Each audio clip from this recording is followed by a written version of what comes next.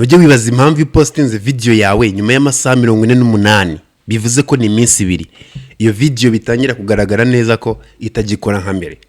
Ibi bintu ntabwo ari wowe ubigira wenyine, ntabwo ari bishyikira, yaba ari umuntu urenze yaba ari umuntu utarenze akenshi cyane amasaha 48 ubwo ni iminsi 2 igeze video itangira kuba yajya hasi, ntabwo ibikiri kuri performing cyangwa se ntabwo ibikiri kuri wa muvuduko video yatangiranye. Tugiye rero kuba twarebera hamwe impamvu video ikunda kuba yapfa nyuma y'iminsi 2 cyangwa se nyuma y'iminsi 2 ubona ko video itangiye kuba yajya hasi, umuvuduko yari iriho ntabwo ari we muvuduko ikomezanya. Biterwa n'iki rero? Murakaza neza. This is Creators Rwanda. It's your favorite boy Oliver Regra.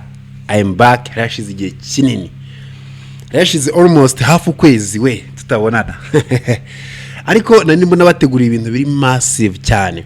Ndagira ngo mbabwire ko ubu ngubu abantu munkurikirana kuri Oliver Tips cyangwa se kuri Creators Rwanda ukeneye ibikoresho by'aba content creator, uhere ku ma selfie stick, uhere ku ma microphone, ugere ku ma ring light, ugere ku icyo ukeneye cyose, mfite icyo bita Murandasi shop. Ifite ibikoresho byose ukeneye kabisa. Niba ukeneye igikoresho cyagufasha, harimo ama ring light, harimo icyo bita ama selfie stick, harimo n'icyo bita amatara. Murimo murabona aka gatara kari inyuma, rekaze nkabereka ariko kugira ngo mbereke ko ibintu bitaba bitoroshye. Urabona nka gatara ndi gukoresha, akaniko gatuma mubona ruri ya rumuri, mubona ruri background ruri inyuma. Utu natwo ndadufite, tuba duhari twose nk'aba content creator ya hari akangaka nakaka nyine iri ariko mfitemo nakandi abari twinshi, ngiye mfite tubiri. Akagaka kazendebe kaka bro ngase karahiye. Ibi bikoresho byose rero muri Murandasi shop tuba tubifite by'aba content creator n'ibindi nyine bya electronic. Kereka icyo mudashaka kabisa ntacyo muzatuburana muri Murandasi shop ya. Nibyo bintu rero nari nibereyemo. Iduka ryaruzuye rihereye hariya TCB muri floor ya 3. Akangaka sinzi ikibazo gafite, ubanza iki kidafunze neza. Irereye muri TCB muri floor ya 3. Ushobora kuba waza ukaduteza imbere cyangwa se tukagwa microphone nziza, tukagwa ama stand afatanye telefone urimo na recordinga bikagenda neza. Reka nze rero turebere hamwe ibintu. Umpamagara kuri izi nimero kwa 07825890 hanyuma tukabigufashamo. Reka nze rero turebere hamwe impamvu video yawe nyuma y'amasaha 48 ipfa. Impamvu ya mbere ituma video yawe nyuma y'amasaha 48 ipfa, buriya YouTube iyo ugipostinga video yawe gutyo umaze kuyipostinga right now, itangira kuyipushinga, irayisunika nyine iyisunika yereka abantu. Rero mu masaha 48 ibikipushinga, noneho imaze kuba yayipushinga, abantu nibo bari buze kuba bahitamo uburyo bayireba.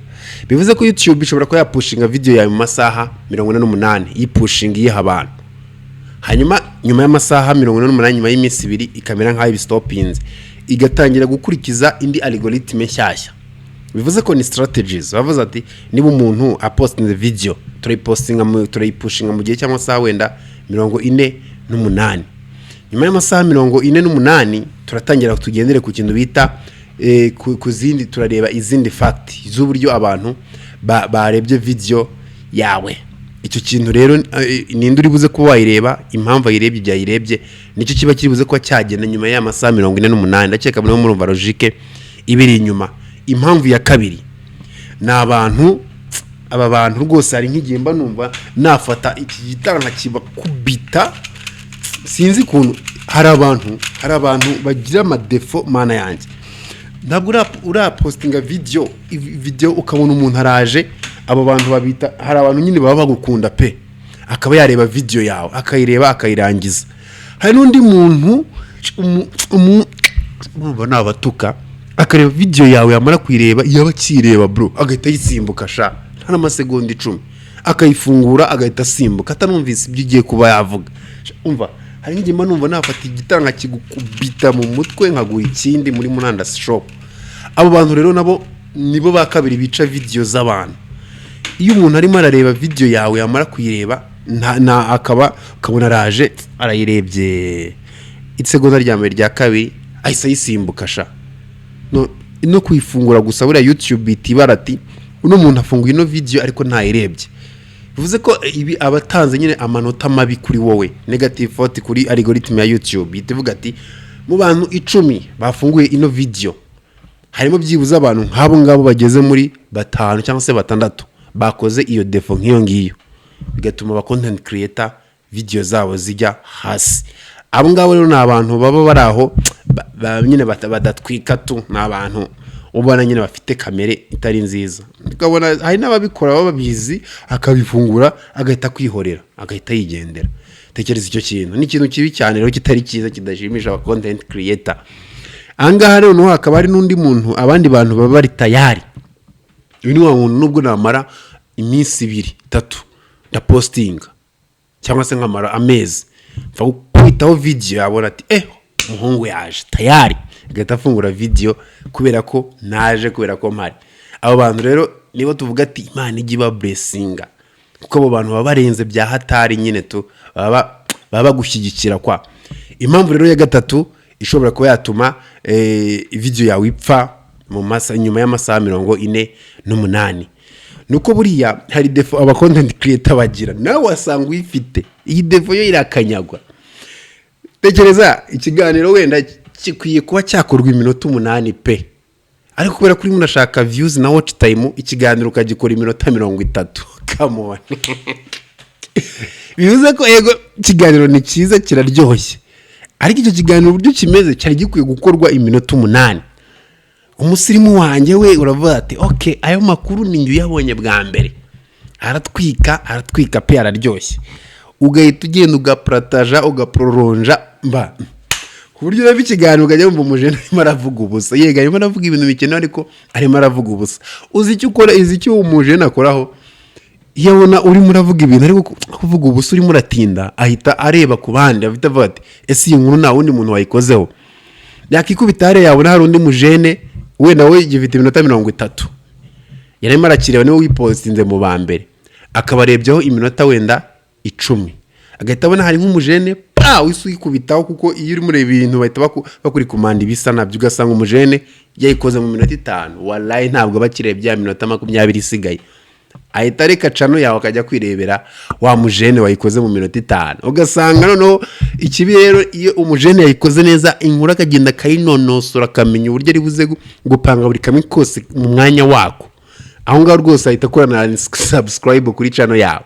That's why niba ugiye gukora inkuru y'iminota 5 iminota 10 gikora nk'iminota 10, kubera ko nubundi at the end of time niba yagiye viral, niba nyine iyo nkuru igomba kuba yajya viral ari iminota 10, nubundi yajya viral bayirebe, amasaha yawe n'amafaranga yawe abe yaza, kuruta rero kujya kongera iminota nyine uca abantu kime, uca abantu peti. Ako kantu uzakitegereze nako gashobora kuba kari mu bintu bijya bikugonga bigatuma video yawe itarebwa cyane. Rero nyuma y'amaye urumva barayipushinga mu masaha 48, nyuma y'amasaha 48 ugasanga abantu batangiye kubirambirwa, kavuga ati iyi nkuru nayo rero irarambiranye, nyine wayifungura agahita simbuka kubera uburebure bw'inkuru kandi atari ngombwa. Ako kantu abajene benshi ndabizi muragakora, muragakora aba creators Rwanda ndabazi, mwebwe ndabazi byatari, ariko mugakosore katazabakora.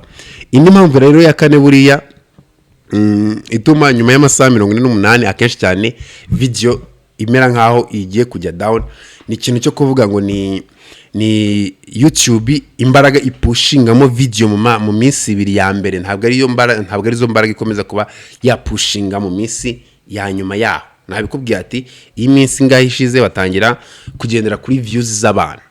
Okay, abantu bayirebye igihe kingana iki, bayikunze kubera iki, ibyo ngibyo akaba byo bivuze ko byagena impamvu video yawe iri buze kuba yarebwa. Tuvuge niba YouTube itangiye wakoze video ya danger pe yakasa mutwe irenze, bakayipushinga kuko uzanarebe video iri buze kuba yakora, ikora mu munsi wa mbere no wa kabiri video iba yakoze. Ako kantu uzakitegereza uzakabona tayari iba yakoze rwose. Rero niyo mpamvu nawe niba uri umuntu uri tayari wakoze video ukabona irimo iratwikirira, uvuga ati maybe ni umunsi umwe n'iminsi 2, ako kantu uzajya ugaconsideringa ntukajye ukirengagiza. Rero ini mpamvu rero ya gatanu buri ishobora ko yatuma buriya YouTube nayo ifata video yawe ikamera nkaho nyuma y'iminsi 2 itagitwika cyane cyangwa se itakizana nyine ibintu bya kime cyane. Ni ikintu kijyanye nuko ni thumbnail buriya hari ukuntu ukora nabyo dukora kenshi cyane, tugakora ama thumbnail ariko adatwika pe. Mbappe ukora thumbnail ukabona neza agakoza ariko ntabwo gatwika kabisa. No ego karatwika ariko si cyane. No YouTube yagasunikiriza muri ya minsi ya mbere bikaba byagendana nuko nyine abantu bayireba kuko ntabwo gatwika ariko karakora. Gutyo nyuma yaho iminsi ngahe yakurikira iminsi nyuma ya iminsi 2 yashira hajyaho undi munsi ugasanga ya thumbnail na title bidakora. YouTube ntabwo igire kubisunikiriza rero n'abantu ayibanate.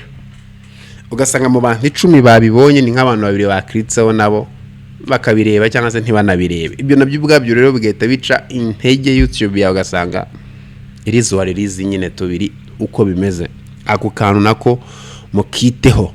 Ikintu rero cya gatandatu, point ya gatandatu ari nayo tugiye kuba twasorezaho, ntaza kuba nk'ibyo nimo nababuza gufata ikiganiro gikwiye gufata ino minota tukagiprolonge.